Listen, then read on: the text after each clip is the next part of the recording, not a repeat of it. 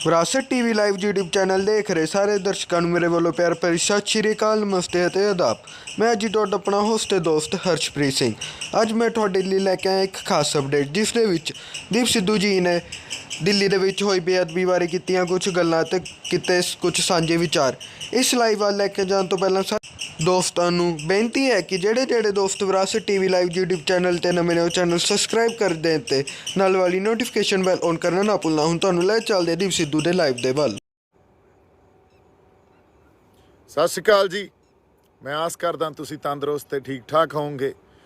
ਪਿਛਲੇ 2-3 ਦਿਨਾਂ ਤੋਂ ਮੈਂ ਬੜਾ ਕੁਝ ਸੁਣ ਰਿਹਾ ਸੀ। ਸਾਡੇ ਨਿਹੰਗ ਸਿੰਘ ਜਥੇਬੰਦੀਆਂ ਤੇ ਬੜੇ ਤਰ੍ਹਾਂ ਦੇ ਜਿਹੜੇ ਇਲਜ਼ਾਮ ਲਾਏ ਜਾ ਰਹੇ ਆ, ਸੋ ਗੱਲਾਂ ਮੇਰੇ ਤੱਕ ਵੀ ਪਹੁੰਚੀਆਂ। ਮੈਂ ਇਸ ਕਰਕੇ ਰੂਬਰੂ ਨਹੀਂ ਹੋ ਸਕਿਆ ਜਾਂ ਕੋਈ ਗੱਲਾਂ ਨਹੀਂ ਕਰ ਸਕਿਆ ਕਿਉਂਕਿ ਮੈਂ ਸ਼ੂਟ 'ਚ ਬਿਜ਼ੀ ਸੀ। ਪਰ ਕੋਈ ਨਹੀਂ, ਹੁਣ ਆਪਾਂ ਅੱਜ ਇਹ ਸਾਰੀ ਗੱਲ ਕਰਦੇ ਹਾਂ, ਕਰਨੀ ਵੀ ਬੜੀ ਜ਼ਰੂਰੀ ਆ। ਜੋ ਸਾਡੇ ਨਿਹੰਗ ਸਿੰਘ ਫੌਜਾਂ ਨੇ ਕੀਤਾ, ਜਦੋਂ ਸ਼੍ਰੀ ਗੁਰੂ ਗ੍ਰੰਥ ਸਾਹਿਬ ਦੀ ਬੇਅਦਬੀ ਕਰਨ ਦੀ ਕੋਸ਼ਿਸ਼ ਕੀਤੀ ਜਾਂਦੀ ਆ, ਤੇ ਜੋ ਪੰਥ ਨੇ ਨਿਆਂ ਕੀਤਾ ਉਹਦੇ ਨਾਲ ਤਾਂ ਅਸੀਂ ਪਹਿਲਾਂ ਤੋਂ ਹੀ ਸਹਿਮਤ ਹਾਂ। ਚਲੋ ਇਹ ਗੱਲ ਤਾਂ ਹੋ ਚੁੱਕੀ ਆ, ਪਰ ਉਦੋਂ ਅਗਲੀ ਗੱਲ ਬਾਬਾ ਅਮਨ ਨੂੰ ਤੇ ਬਾਬਾ ਰਾਜਾ ਰਾਜ ਸਿੰਘ ਨੂੰ ਜਾਂ ਹੋਰ ਜਿਹੜੇ ਸਾਡੇ ਬੁੱਢਾ ਦਲ, ਤਰਨਾ ਦਲ ਦੇ ਨਿਹੰਗ ਸਿੰਘ ਜਥੇਬੰਦੀਆਂ, ਹੋਰ ਜਿਹੜੇ ਸਾਡੇ ਨਿਹੰਗ ਸਿੰਘ ਜਥੇਬੰਦੀਆਂ ਪੰਥ ਦੇ ਜਿਹੜੀਆਂ ਲਾਡਲੀਆਂ ਫੌਜਾਂ ਗੁਰੂ ਦੀਆਂ, ਉਹਨਾਂ ਨੂੰ ਪਹਿਲਾ ਸੁਨੇਹਾ ਤਾਂ ਇਹ ਆ ਵੀ ਤੁਹਾਡੇ ਨਾਲ ਖੜੇ ਆ ਜੀ, ਹਮੇਸ਼ਾ ਹੀ ਨਾਲ ਖੜੇ ਆ, ਕਿਉਂਕਿ ਕਿਸਾਨੀ ਸੰਘਰਸ਼ 'ਚ ਤੁਹਾਡਾ ਬਹੁਤ ਵੱਡਾ ਯੋਗਦਾਨ ਆ।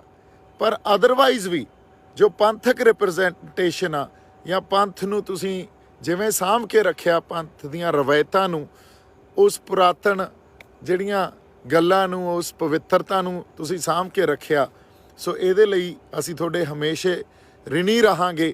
ਕਿਉਂਕਿ ਅਸੀਂ ਤਾਂ ਬੜੇ ਦੂਰ ਚਲੇ ਗਏ, ਅਸੀਂ ਉਸ ਪੰਥ ਤੋਂ, ਉਸ ਰਾਹ ਤੋਂ ਬੜੇ ਦੂਰ ਚਲੇ ਗਏ ਅਤੇ ਆਪਦੇ ਆਪ ਨੂੰ ਹੋ ਸਕਦਾ ਕਿਸੇ ਵੇਲੇ ਮੁੜ ਕੇ ਉੱਧਰ ਨੂੰ ਲੈ ਆਈਏ, ਪਰ ਅੱਜ ਤਾਂ ਬਹੁਤ ਦੂਰ ਆ। ਬਹੁਤ ਤਰ੍ਹਾਂ ਦੀਆਂ ਕਮੀਆਂ ਸਾਡੇ 'ਚ, ਪਰ ਤੁਸੀਂ ਉਹ ਸਾਰੀਆਂ ਜਿਹੜੀਆਂ ਰਹੁ ਰੀਤਾਂ ਨੂੰ ਸੰਭਾਲ ਕੇ ਬੈਠੇ ਹੋ। ਸੋ ਬੜੇ ਰਿਣੀ ਆ ਵੀ ਤੁਸੀਂ ਇੱਕ ਪੰਥਕ ਰਿਪਰੈਜ਼ੈਂਟੇਸ਼ਨ ਦਿੰਦੇ ਹੋ ਇਸ ਧਰਤੀ ਨੂੰ, ਜਿਹੜੀ ਗੁਰੂਆਂ ਦੇ ਨਾਂ 'ਤੇ ਵਸਦੀ ਆ। ਅਗਲੀ ਗੱਲ ਜਿਹੜੀ ਕਰਨੀ ਬਹੁਤ ਜ਼ਰੂਰੀ ਆ, ਬਾਬੇ ਅਮਨ ਦੀਆਂ ਫੋਟੋਆਂ ਆਈਆਂ, ਜਿਹੜੇ ਸਾਡੇ ਖੇਤੀਬਾੜੀ ਮੰਤਰੀ ਆ ਜਾਂ BJP ਦੇ ਖੇਤੀਬਾੜੀ ਮੰਤਰੀ ਆ, ਉਹਨਾਂ ਨਾਲ। ਸੋ ਉਹ ਫੋਟੋਆਂ ਦੇ ਆਧਾਰ 'ਤੇ ਉਹੀ ਪੈਮਾਨੇ ਫੇਰ ਲਾਈ ਜਾਂਦੇ ਹੋ ਵੀ ਵੇਖੋ ਇਹ ਤਾਂ ਬੈਠੇ ਆ BJP ਦੇ ਕਿਸੇ ਮੰਤਰੀ ਨਾਲ, ਇਹ ਤਾਂ ਹੋ ਸਕਦਾ ਕੋਈ ਪਲੈਨਡ ਕੰਮ ਹੋਵੇ। ਫੋਟੋਆਂ ਦੇ ਆਧਾਰ 'ਤੇ ਤੁਸੀਂ ਬੰਦੇ ਦਾ ਕੀਤਾ ਕਰਾਇਆ ਸਭ ਕੁਝ ਭੁੱਲ ਜਾਣਾ, ਅਤੇ ਫਿਰ ਸਾਰੀ ਦੁਨੀਆ ਨੂੰ ਇੱਕ ਨੈਰੇਟਿਵ, ਇੱਕ ਬਿਰਤਾਂਤ ਚਲਾ ਕੇ ਉਹਨਾਂ ਨੂੰ ਕਨਫਿਊਜ਼ ਕਰਕੇ, ਉਹਨਾਂ ਦੀ ਮਾਨਸਿਕ ਸੋਚ ਨੂੰ ਖ਼ਤਮ ਕਰਕੇ ਅਤੇ ਇੱਕੋ ਪਾਸੇ ਲੈ ਜਾਣਾ ਵੀ ਹਾਂ ਇਹ ਤਾਂ ਕੋਈ ਗੱਲ, ਇਹਦੇ ਪਿੱਛੇ ਤਾਂ ਕੋਈ ਵੱਡਾ ਕਾਰਨ ਹੋਊਗਾ, ਜਾਂ ਤਾਂ ਏਜੰਸੀਆਂ ਹੋਣਗੀਆਂ ਜਿਹੜਾ ਆਮ ਤੌਰ 'ਤੇ ਇੱਕ ਨੈਰੇਟਿਵ ਚੱਲਦਾ, ਜਾਂ BJP ਹੋਊਗੀ। ਇਹਦੇ ਬਾਰੇ ਇੱਕ ਆਪਾਂ ਗੱਲ ਕਰਨੀ ਸੀ ਜਿਹੜੀ ਬਹੁਤ ਜ਼ਰੂਰੀ ਆ। ਉਹ ਇਹ ਆ ਵੀ ਜਦੋਂ ਚੱਲਦੇ ਕਿਸਾਨੀ ਸੰਘਰਸ਼ 'ਚ ਇਹ ਸਰਕਾਰਾਂ ਕੰਮ ਕਿਵੇਂ ਕਰਦੀਆਂ, ਇਹ ਫੰਕਸ਼ਨ ਕਿਵੇਂ ਕਰਦੀਆਂ। ਇਹ ਚੱਲਦੇ ਸੰਘਰਸ਼ਾਂ 'ਚ ਹਰ ਬੰਦੇ ਨਾਲ ਉੱਥੇ ਕੰਟੈਕਟ 'ਚ ਹੋਣਗੀਆਂ, ਹਰ ਬੰਦੇ ਨਾਲ ਗੱਲਬਾਤ ਵੀ ਹੁੰਦੀ ਹੋਊ। ਜਿਹੜਾ ਬੰਦਾ ਉੱਥੇ ਕੋਈ ਅਸਰ ਰਸੂਖ ਰੱਖਦਾ, ਜਿਹੜਾ ਬੰਦਾ ਲੋਕਾਂ 'ਚ ਪ੍ਰਭਾਵ ਪਾਉਂਦਾ ਜਾਂ ਲੋਕਾਂ 'ਚ ਇਨਫਲੂਐਂਸ ਆ ਉਹਦਾ, ਜਾਂ ਉਹ ਇੱਕ ਪਾਵਰ ਸੈਂਟਰ ਆ ਸੰਘਰਸ਼ ਦਾ, ਉਸ ਬੰਦੇ ਨਾਲ ਗੱਲਬਾਤ ਹੁੰਦੀ ਹੋਊ।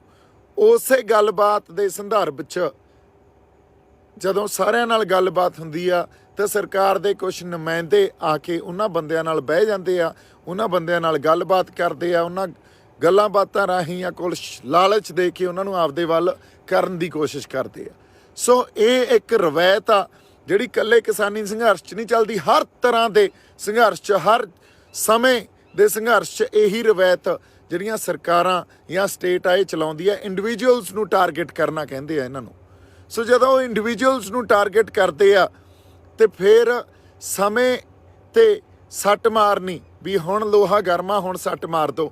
ਉਹ ਜਿਹੜੀਆਂ ਫੋਟੋਆਂ ਉਹਨਾਂ ਨੇ ਆਪ ਖਿੱਚੀਆਂ ਹੋਣਗੀਆਂ, ਉਹ ਇਹੋ ਜਿਹੇ ਸਮੇਂ 'ਤੇ ਉਹਨਾਂ ਨੇ ਤੁਹਾਡੇ ਸਨਮੁਖ ਜਾਂ ਤੁਹਾਡੇ ਸਾਹਮਣੇ ਲਿਆ ਕੇ ਲੀਕ ਕਰ ਦੇਣੀਆਂ ਤੇ ਤੁਹਾਨੂੰ ਜਮਾਂ ਆਪਦੇ ਬੰਦਿਆਂ ਤੋਂ ਦੂਰ ਲਿਜਾ ਕੇ ਉਹਨਾਂ ਨੂੰ ਬਦਨਾਮ ਕਰਨਾ, ਇਹਨੂੰ ਕਹਿੰਦੇ ਆ ਕ੍ਰੈਡੀਬਿਲਿਟੀ ਜਿਹੜੀ ਲੂਜ਼ ਕਰਾਉਂਦੇ ਆ ਆਪਦੇ ਬੰਦਿਆਂ ਦੀ। ਕਿਉਂਕਿ ਸਾਡੇ ਕੋਲੇ ਹੈ ਕੀ, ਜਦੋਂ ਸੰਘਰਸ਼ੀ ਬੰਦੇ ਆ ਜਿਹੜੇ ਉਸ ਸੰਘਰਸ਼ ਦੇ ਕੋਈ ਮੋਢੀ ਆ ਜਾਂ ਉੱਥੇ ਪਾਵਰ ਸੈਂਟਰ ਆ ਜਾਂ ਉੱਥੇ ਪ੍ਰਭਾਵ ਪਾਉਣ ਵਾਲੇ ਬੰਦੇ ਆ, ਜਿਨ੍ਹਾਂ ਨਾਲ ਲੋਕ ਰਿਲੇਟ ਕਰਦੇ ਆ, ਜਿਨ੍ਹਾਂ ਦੇ ਚਿਹਰਿਆਂ ਨਾਲ ਰਿਲੇਟ ਕਰਦੇ ਆ, ਉਹਨਾਂ ਬੰਦਿਆਂ ਦੀ ਸਭ ਤੋਂ ਵੱਡੀ ਦੌਲਤ ਜਿਹੜੀ ਹੁੰਦੀ ਆ ਕ੍ਰੈਡੀਬਿਲਿਟੀ। ਲੋਕਾਂ 'ਚ ਉਹਨਾਂ ਦਾ ਅਸਰ ਰਸੂਖ, ਤਾਂ ਹੀ ਤਾਂ ਲੋਕ ਉਹਨਾਂ ਦੀ ਗੱਲ ਮੰਨਣਗੇ, ਪਿੱਛੇ ਲੱਗਣਗੇ, ਕਿਉਂਕਿ ਲੋਕਾਂ ਨੂੰ ਪਤਾ ਉਹ ਸੱਚੇ ਸੁੱਚੇ ਆ। ਹੁਣ ਸੱਚੇ ਸੁੱਚੇ ਵਾਲੀ ਗੱਲ ਜਿਹੜੀ ਆ, ਉਸ ਕ੍ਰੈਡੀਬਿਲਿਟੀ ਨੂੰ ਸਰਕਾਰਾਂ ਨੇ ਤੇ ਏਜੰਸੀਆਂ ਨੇ, ਜਾਂ ਜਿਹੜੇ ਉਹ ਬੰਦੇ ਚਾਹੁੰਦੇ ਆ ਵੀ ਇਹ ਸੰਘਰਸ਼ ਖਰਾਬ ਹੋਵੇ, ਉਹਨਾਂ ਨੇ ਖਰਾਬ ਕਰਨਾ ਹੁੰਦਾ। ਸੋ ਉਹ ਕੀ ਕਰਦੇ ਆ, ਉਹ ਕ੍ਰੈਡੀਬਿਲਿਟੀ ਲੂਜ਼ ਕਰਨ ਵਾਸਤੇ ਕੋਈ ਮੌਕਾ ਨਹੀਂ ਛੱਡਦੇ। ਸੋ ਸਮੇਂ ਤੇ ਤੁਸੀਂ ਵੇਖੋ, ਜਦੋਂ ਸਾਡੇ ਪੰਥ ਨੇ ਬੇਅਦਬੀ ਜੋ ਸ਼੍ਰੀ ਗੁਰੂ ਗ੍ਰੰਥ ਸਾਹਿਬ ਦੀ ਕਰਨ ਦੀ ਕੋਸ਼ਿਸ਼ ਕੀਤੀ ਸੀ, ਉਹਦਾ ਨਿਆਂ ਲਿਆ, ਤੇ ਫਿਰ ਕਿਵੇਂ ਚਾਲਾਂ ਚੱਲਦੇ ਆ। ਸਾਡੇ ਆਗੂ ਤਾਂ ਨਾਲ ਨਹੀਂ ਖੜੇ, ਹਾਲਾਂਕਿ ਉਹਨਾਂ ਨੂੰ ਖੜਨਾ ਚਾਹੀਦਾ ਤੇ ਅੱਜ ਵੀ ਪੰਥ ਦੇ ਨਾਲ ਖੜਨਾ ਚਾਹੀਦਾ। ਇੱਕ ਗੱਲ ਆਪਾਂ ਸਪਸ਼ਟ ਕਰ ਦਈਏ ਵੀ ਜੇ ਪੰਥ ਖੜਾ ਤਾਂ ਸੰਘਰਸ਼ ਆ, ਜੇ ਪੰਥ ਉੱਥੇ ਨਹੀਂ ਆ ਤਾਂ ਸੰਘਰਸ਼ ਦੀ ਜਿਹੜਾ ਰੌਂ ਆ, ਸੰਘਰਸ਼ ਦਾ ਇੱਕ ਜਿਹੜਾ ਵੇਗ ਆ, ਜਾਂ ਸੰਘਰਸ਼ ਦਾ ਇੱਕ ਜਿਹੜਾ ਅੱਜ ਦਾ ਜੋ ਵੀ ਪ੍ਰਭਾਵ ਪੈਂਦਾ ਜਾਂ ਦਬਾਅ ਪੈਂਦਾ ਸਰਕਾਰ ਤੇ, ਉਹ ਖਤਮ ਹੋ ਜਾਣਾ।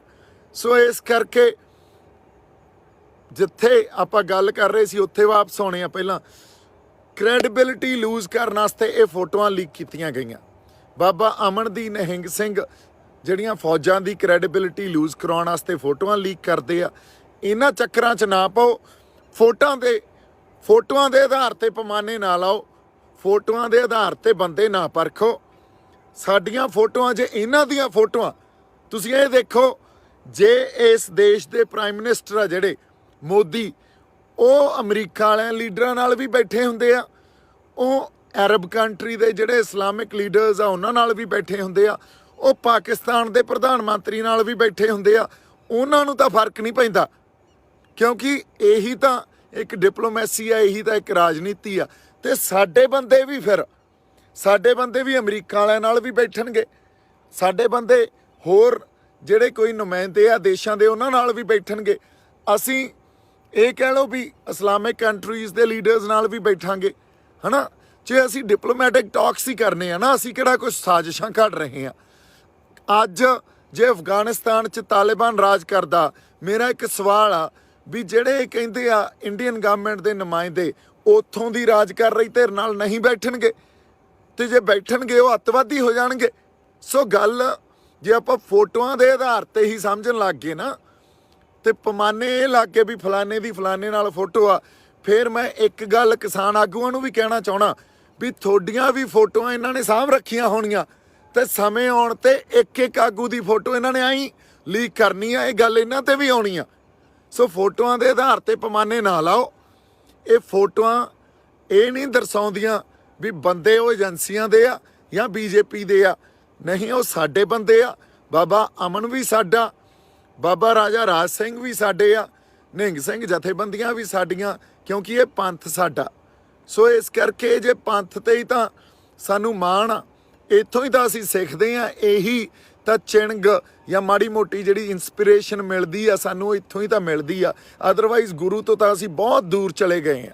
ਸੋ ਇਹ ਗੱਲ ਮੈਂ ਸਪਸ਼ਟ ਕਰਨੀ ਸੀ ਵੀ ਜੋ ਕ੍ਰੈਡੀਬਿਲਿਟੀ ਲੂਜ਼ ਕੀਤੀ ਜਾਂਦੀ ਆ ਜਾਂ ਕਰਵਾਈ ਜਾਂਦੀ ਆ, ਇਹ ਇੱਕ ਸਾਜ਼ਿਸ਼ ਆ। ਇਹ ਸਾਜ਼ਿਸ਼ ਅਧੀਨ ਆਪਾਂ ਨਾ ਆਈਏ।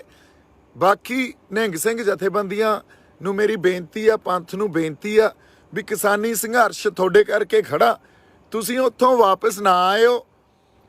ਕਿਉਂਕਿ ਜੇ ਤੁਸੀਂ ਵਾਪਸ ਆ ਗਏ ਫਿਰ ਪੰਥਕ ਰਿਪਰੈਜ਼ੈਂਟੇਸ਼ਨ ਤੁਹਾਡੇ ਤੋਂ ਬਿਨਾਂ ਤਾਂ ਸਾਡੇ ਪੱਲੇ ਹੋਰ ਕੁਝ ਹੈ ਹੀ ਨਹੀਂ ਸੀ। ਅਗਲੀ ਗੱਲ, ਜੇ ਤੁਸੀਂ ਵਾਪਸ ਆ ਗਏ ਤਾਂ ਮੈਨੂੰ ਐਂ ਲੱਗਦਾ ਕਿਸਾਨ ਜਿਹੜੇ ਬਜ਼ੁਰਗ ਉੱਥੇ ਸਾਡੇ ਜਿਹੜੇ ਹੋਰ ਜਿਹੜੇ ਬਿਰਧ ਬੰਦੇ ਬੈਠੇ ਆ, ਉਹ ਆਪਦੇ ਆਪ ਨੂੰ ਅਨਾਥ ਮਹਿਸੂਸ ਕਰਨਗੇ। ਸੋ ਤੁਸੀਂ ਉੱਥੇ ਤੁਹਾਡਾ ਰਹਿਣਾ ਉਸ ਸੰਘਰਸ਼ ਦਾ, ਚੜ੍ਹਦੀ ਕਲਾ ਦਾ ਪ੍ਰਤੀਕ ਆ। ਜਦੋਂ ਤੁਸੀਂ ਲਾਡਲੀਆਂ ਫੌਜਾਂ ਉੱਥੇ ਆ ਗਈਆਂ ਸੀ, ਸਾਨੂੰ ਐਂ ਲੱਗਦਾ ਸੀ ਵੀ ਸਾਡੀ ਫੌਜ ਵੀ ਸਾਡੇ ਨਾਲ ਬੈਠੀ ਆ ਤੇ ਕਿਸਾਨੀ ਸੰਘਰਸ਼ ਬੜੀ ਚੜ੍ਹਦੀ ਕਲਾ 'ਚ ਲੜਿਆ ਗਿਆ। ਸੋ ਤੁਹਾਨੂੰ ਉੱਥੋਂ ਵਾਪਸ ਨਹੀਂ ਆਉਣਾ ਚਾਹੀਦਾ। ਸਾਨੂੰ ਤੁਹਾਡੇ ਤੇ ਮਾਣ ਆ, ਅਸੀਂ ਤੁਹਾਡੇ ਨਾਲ ਆ, ਹਮੇਸ਼ਾ ਹੀ ਨਾਲ ਰਹਾਂਗੇ। ਕਿਉਂ? ਅਸੀਂ ਤਾਂ ਜਿੱਥੇ ਤੁਸੀਂ ਹੁਕਮ ਲਾਓਗੇ ਤੁਹਾਡੀ ਆਵਾਜ਼ ਆਊਗੀ, ਅਸੀਂ ਨਾਲ ਖੜੇ ਹਾਂ ਜੀ। ਇੰਨੀਆਂ ਕੁ ਗੱਲਾਂ ਆਪਾਂ ਅੱਜ ਕਰਨੀਆਂ ਸੀ। ਬਾਕੀ ਜਿਹੜੀਆਂ ਸਾਡੀਆਂ ਪੰਥਕ ਜਥੇਬੰਦੀਆਂ, ਅਕਾਲ ਤਖਤ ਸਾਹਿਬ ਜਾਂ ਸਾਡੇ ਜਿਹੜੇ ਸਤਿਕਾਰਯੋਗ ਜਥੇਦਾਰ ਅਕਾਲ ਤਖਤ ਆ ਜਾਂ ਸਾਡੇ ਹੋਰ ਜਿਹੜੇ ਪੰਥਕ ਆਗੂ ਆ, ਉਹਨਾਂ ਨੂੰ ਮੇਰੀ ਬੇਨਤੀ ਆ ਵੀ ਅੱਜ ਨਿਹੰਗ ਸਿੰਘ ਜਥੇਬੰਦੀਆਂ ਨੂੰ, ਸਾਡੇ ਖਾਲਸਾ ਪੰਥ ਨੂੰ, ਗੁਰੂ ਦੀਆਂ ਲਾਡਲੀਆਂ ਫੌਜਾਂ ਨੂੰ ਸਾਡੇ ਐਟਲੀਸਟ ਸਾਥ ਦੀ ਜ਼ਰੂਰਤ ਆ।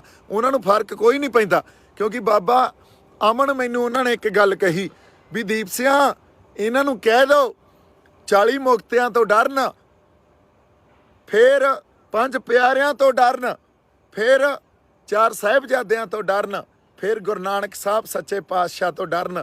ਇਹਨਾਂ ਨੂੰ ਕਹਿ ਦਿਓ ਡਰਨ ਇਹ ਝੂਠੇ ਬੰਦੇ। ਇਹ ਜਿੰਨੀਆਂ ਮਰਜ਼ੀ ਫੋਟੋਆਂ ਦਿਖਾਈ ਜਾਣ, ਜੋ ਮਰਜ਼ੀ ਸਾਜ਼ਿਸ਼ਾਂ ਘੜੀ ਜਾਣ, ਆਪਾਂ ਚੜ੍ਹਦੀ ਕਲਾ 'ਚ ਆਂ ਤੇ ਡਟ ਕੇ ਖੜੇ ਆ ਤੇ ਡਟ ਕੇ ਖੜੇ ਰਹਾਂਗੇ। ਹੁਣ ਆ ਜਜ਼ਬਾ ਇਹ ਕਿੱਥੋਂ ਲਿਆਓਗੇ ਤੁਸੀਂ? ਹੋਰ ਕਿਸੇ ਤੋਂ ਨਹੀਂ ਲੜਿਆ ਜਾਣਾ ਇਸ ਜਜ਼ਬੇ ਨਾਲ। ਇਸ ਕਰਕੇ ਕਿਸਾਨ ਆਗੂਆਂ ਨੂੰ ਮੇਰੀ ਬੇਨਤੀ ਆ, ਇਹ ਖਾਲਸਾ ਪੰਥ ਦੇ ਜਿਹੜੇ ਲਾਡਲੀਆਂ ਫੌਜਾਂ ਗੁਰੂ ਦੀਆਂ ਉੱਥੇ ਬੈਠੀਆਂ ਨਾ, ਉਹਨਾਂ ਨੂੰ ਤਾਂ ਸਾਨੂੰ ਐਂ ਹੱਥਾਂ ਤੇ ਰੱਖਣਾ ਚਾਹੀਦਾ, ਉਹਨਾਂ ਦੀ ਹਰ ਗੱਲ ਸਮਝ ਕੇ ਤੇ ਉਹਨਾਂ ਦਾ ਸਾਥ ਦੇਣਾ ਚਾਹੀਦਾ। ਸੋ ਬਾਕੀ ਪੰਥਕ ਜਥੇਬੰਦੀਆਂ ਨੂੰ ਮੇਰੀ ਬੇਨਤੀ ਆ, ਆਪਦੀ ਆਵਾਜ਼ ਚੱਕੋ ਤਾਂ ਕਿ ਇਹ ਸਾਜ਼ਿਸ਼ਾਂ ਜਿਹੜੀਆਂ ਏਜੰਸੀਆਂ ਤੇ ਸਰਕਾਰ ਕਰਦੀਆਂ, ਇਹਨਾਂ ਨੂੰ ਆਪਾਂ ਬੇਨਕਾਬ ਕਰ ਸਕੀਏ। ਇੰਨੀਆਂ ਕੁ ਬੇਨਤੀਆਂ ਕਰਨੀਆਂ ਸੀ। ਮੇਰੇ ਵੱਲੋਂ ਬਹੁਤ ਸਾਰਾ ਪਿਆਰ ਸਤਿਕਾਰ। ਜਿਉਂਦੇ ਵਸਦੇ ਰਹੋ ਜੀ। ਸਤਿ ਸ਼੍ਰੀ ਅਕਾਲ।